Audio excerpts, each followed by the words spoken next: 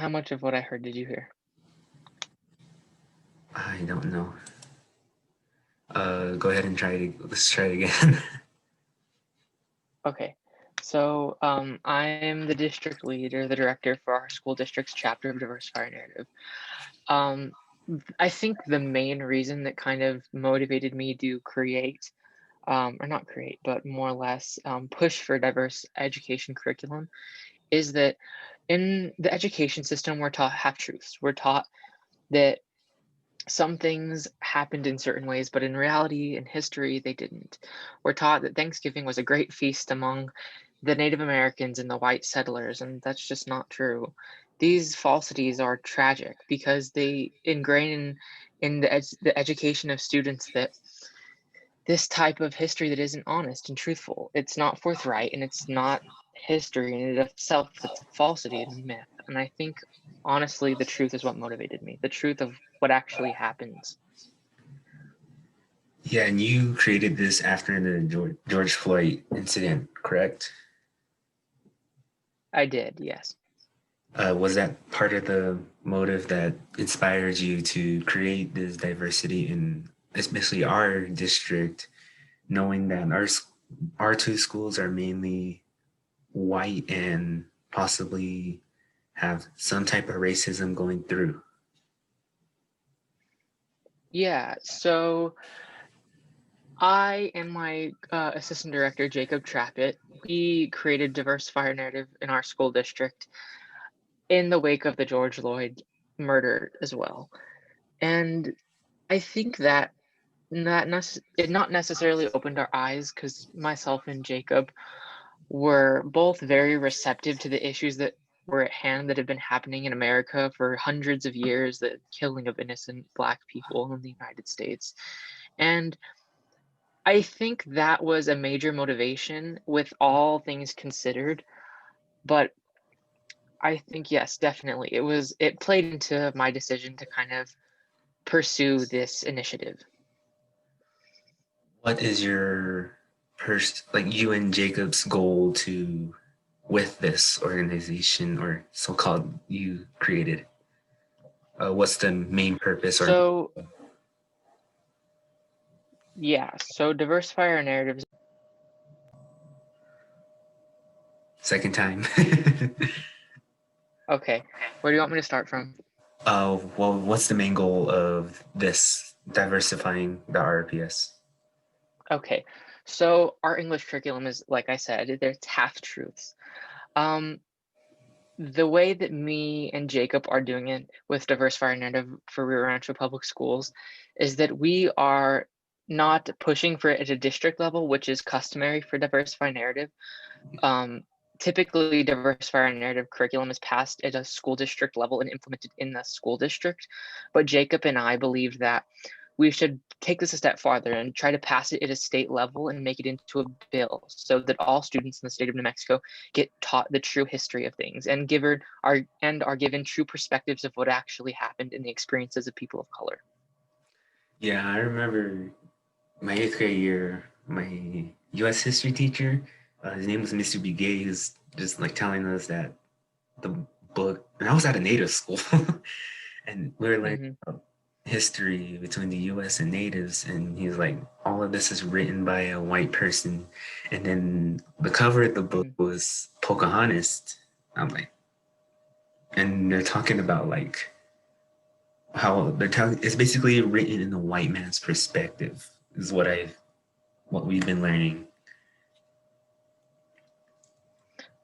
I would definitely agree with that. The notion of what is taught, especially in education, the curriculum that is used by school districts is more often than not written by these curriculum development companies like Pearson and others that create this curriculum. But when you look at their websites and you kind of look at their team and who is in charge of Pearson and who is in charge of curriculum and instruction and basically the people who put our textbooks together. If you look at the demographics of those people, there aren't much diversity among them. It's typically just a bunch of Caucasian people together and with maybe one or two people of color. Um, I think it's very detrimental when you have a group of people who never went through the struggles and trials and tribulations of what a specific group did and trying to explain what impact that had. So I believe that you can't I, as a Hispanic person, can't speak to what happened to other cultural or ethnic groups or how they feel because I don't have that right, because I or my lineage never experienced that. So we can read from books and from their perspectives of individuals that are from that community to get a better perspective of how they felt, but individualistically or collectively as a different race, you can't necessarily antiquate what you've heard or what you know to the experiences of what they have gone through. I think that's very important. Yeah, I remember you were talking to me. I remember we were texting each other. No, we were on FaceTime about, it was like right after the speech and debate meeting. You were talking to me about you wanting to start like a diverse student board at our school or Mhm. like RPS. How's that going? How how do you plan to execute that? So what our idea was is that once we pass diversifier narrative, the bill through the state level in our legislature, that our next goal be creating a student board at our school district. Many schools across the nation and even our state have them. They're basically composed of students from different high schools, middle schools, not necessarily elementary schools, but mainly middle schools and high schools, students of broad demographic background and interests. And all of us kind of have one place to put our thoughts and ideas together to be better represented at the district level. So Jacobs and I plan for the execution of that is that as I mentioned, after we pass the bill to kind of petition our school district and speak to them, some of the board members and the superintendent about how much inclusion it brings. Because in our school district, especially, we have a underrepresentation of the students that go to our school. Many of the students that go to our school, if you look at the numbers that come from the district office, are people of color. And it's not necessarily proportional representation where many of the students that go to Rio Rancho Public Schools are people of color, but you have people that aren't of that lineage or background representing them. It's not an accurate representation of the student body and demographics. And it's the student board would be a better means to represent more people more equitably and fairly because you have students from a broad range of demographics, a broad range of family income levels. It's a better representation of our district as a whole and the student population. Wouldn't you say, or like, would you agree if some of the content in like these textbooks that we read for history class that that talk about like different kinds of races, would you say would you say it would classify as like racial sensitivity if they were to mention something racial or something that they would perceive as a good thing? Could you elaborate more on that? I'm kind of lost. Like, let's say, you know how it talks about slavery and all. Would you say, Yes. like, if a white man wrote the book and if they were talking about slavery and how it would help how it would help our country and you know, how it was a good thing back then, would you classify that as a racial sensitivity in these textbooks? Oh, okay, I get what you're saying. So I believe that history always need to be given from two perspectives, the people that had the thing happen to them, and then the people doing the thing, and then the thought process behind the two. So I wouldn't necessarily say that that us learning about how white Southern segregationists believed that slavery was a good thing. It gives you a perspective of how they thought, but I believe that that should be taught with sensitivity.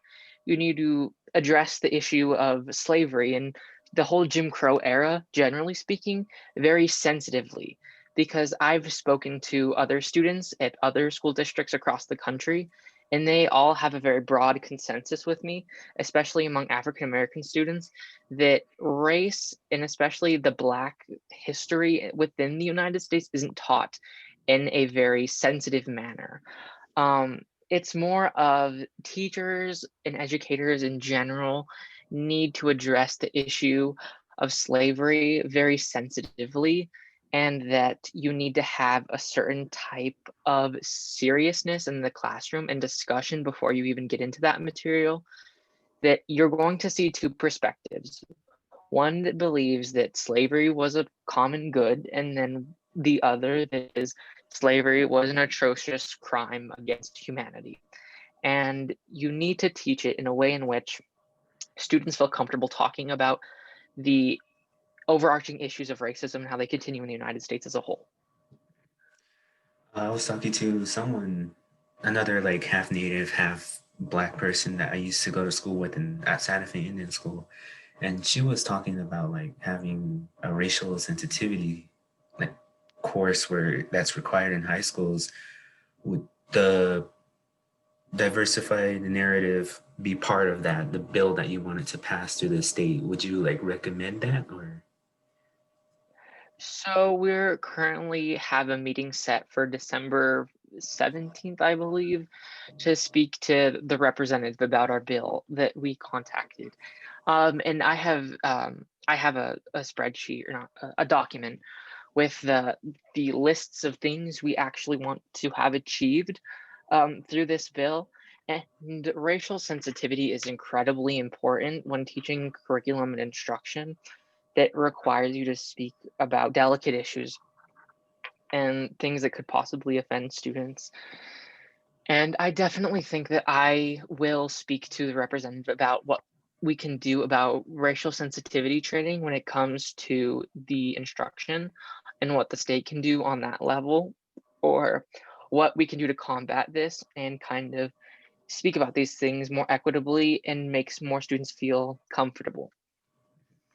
And this will probably be the last question, but what kind of advice would you give to students when reading these textbooks and give these textbooks giving them the urge to treat people differently? What kind of advice would you give to our audience right now when reading after reading these textbooks? So I think the main thing that you should take away from the curriculum that Diversify Our Narrative is trying to bring is that it gives you different perspectives of different people's lives. One of the books on our list is one that I've been reading personally. It's called The New Jim Crow. It gives you a whole new perspective of mass incarceration and how it plays into a system of racial oppression. Through this book, you learn about how mass incarceration is a new way, is a new caste system within the United States. And what you should take away from that is that the United States has never been a fair country. It never has been.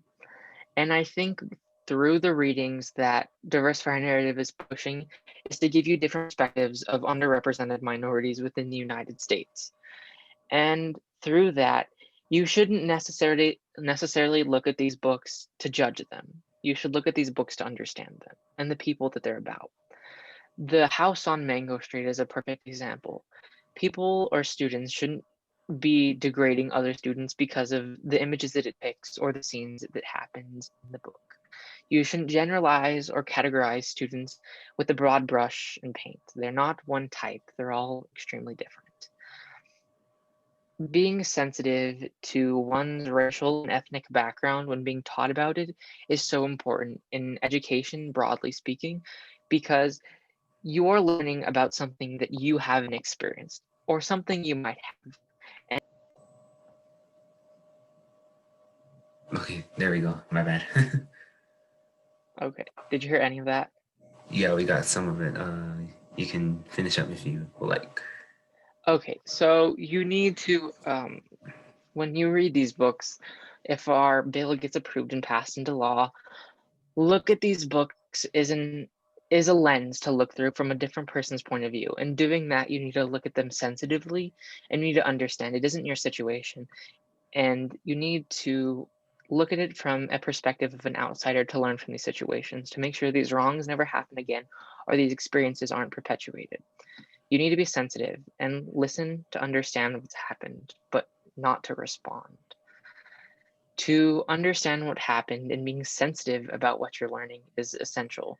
To take away the main points from these books is just to see different perspectives and to do so respectfully and not make remarks that come off in anger or frustration, to just understand what's happening. That's the main takeaway, I would say. Right. Thank you, Yvonne. You're And welcome. Yvonne Torres talking about his diversified narrative. I wish you luck, best of luck on this when you talk to the representative. Thank you, Jamel. It was nice being on. Mhm. All right. Thank you.